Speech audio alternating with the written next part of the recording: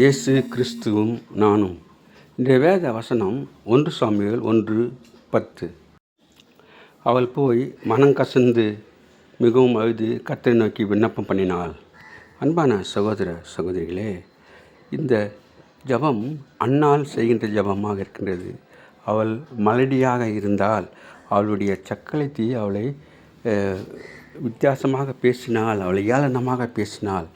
அதனாலே அவள் மனம் நொந்து எருசலேம் ஆலயத்தில் வந்து ஆண்டவர் சமூகத்திலே தன்னுடைய உள்ளத்தை எல்லாம் ஊற்றிவிட்டாள் என்று நாம் பார்க்கிறோம்.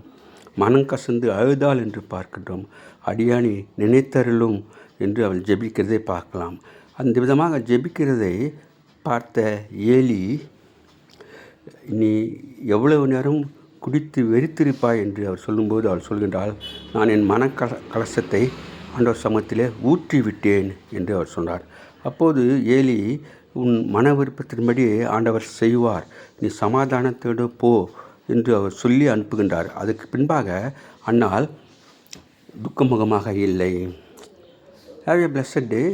God bless you. Give your heart to God, your hand to man.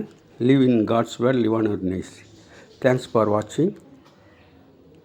Like, share, subscribe.